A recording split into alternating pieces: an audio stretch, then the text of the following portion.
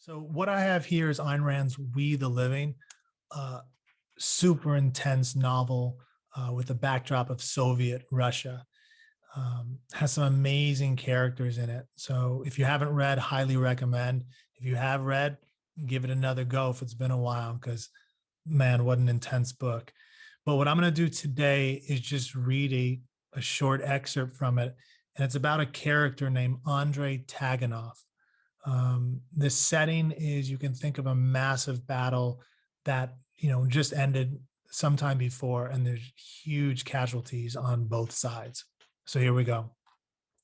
It was the Battle of Perekop in 1920 that surrendered the Crimea for the third and last time into Soviet hands. When Andrei opened his eyes, he saw a white fog flat upon his chest, pressing him down like a heavy weight. Behind the fog, there was something red and glowing, cutting its way toward him. He opened his mouth and saw a white fog escaping from his lips, melting into the one above. Then he thought that it was cold, and that it was the cold which held him chained to the ground, with pain like pine needles through his every muscle. He sat up. Then he knew that it was not only the cold in his muscles, but a dark hole and blood on his thigh, and blood on his right temple. He knew also that the white fog was not close to his chest. There was enough room under it for him to stand up. It was far away in the sky, and the red dawn was cutting a thin thread through it, far away. He stood up. The sound of his feet on the ground seemed too loud in a bottomless silence.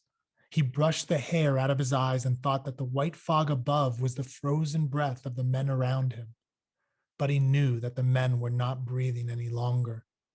Blood looked purple and brown, and he could not tell where bodies ended and earth began, nor whether the white blotches were clots of fog or faces.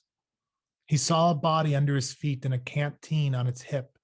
The canteen was intact. The body was not. He bent, and a red drop fell on the canteen from his temple. He drank. A voice said, "Give me a drink, brother."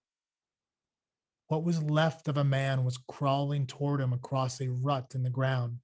It had no coat, but a shirt that had been white, and boots that followed the shirt, although there did not seem to be anything to make them follow. Andrei knew it was one of the whites. He held the man's head and forced the canteen between lips that were the color of the blood on the ground. The man's chest gurgled and heaved convulsively. No one else moved around them. Andrei did not know who had won last night's battle. He did not know whether they had won the Crimea, nor whether, more important to many of them, they had captured Captain Karsavin, one of the last names to fear in the White Army, a man who had taken many red lives, a man whose head was worth a big price in red money. Andrei would walk. Somewhere this silence must end. He would find men somewhere, red or white. He did not know, but he started walking toward the sunrise. He had stepped into a soft earth, damp with cold dew, but clear and empty, a road leading somewhere, when he heard a sound behind him, a rustling as of heavy skis dragged through the mud. The white man was following him. He was leaning on a piece of stick, and his feet walked without leaving the ground. Andrei stopped and waited for him. The man's lips parted, and it was a smile. He said, "May I follow you, brother? I'm not very steady to find my own direction." Andrei said, "You and I aren't going the same way, buddy. When we find men, it'll be the end for either you or me." "We'll take a chance," said the man. "We'll take a chance," said Andrei. So they walked together toward the sunrise. High banks guarded the road, and shadows of dry bushes hung motionless over their heads, with thin branches like a skeleton's fingers spread wide apart, webbed by the fog. Roots round across the road, and their 4 feet crossed them slowly, with a silent effort. Ahead of them, the sky was burning the fog. There was a rosy shadow over Andrei's forehead. On his left temple, little beads of sweat were transparent as glass. On his right temple, the beads were red. The other man breathed as if he were rattling dice deep inside his chest. As long as one can walk, said Andrei. One walks, finished the man. Their eyes met as if to hold each other up. Little red drops followed their steps in the soft, damp earth, on the right side of the road and on the left. Then the man fell. Andrei stopped. The man said, Go on. Andrei threw the man's arm over his shoulder and went on, staggering a little under the load. The man said, You're a fool. One doesn't leave a good soldier, no matter what color he's wearing, said Andrei.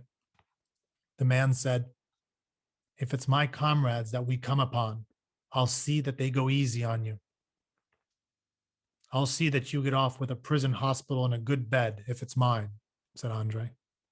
Then Andrei walked carefully because he could not allow himself to fall with his burden, and he listened attentively to the heart beating feebly against his back.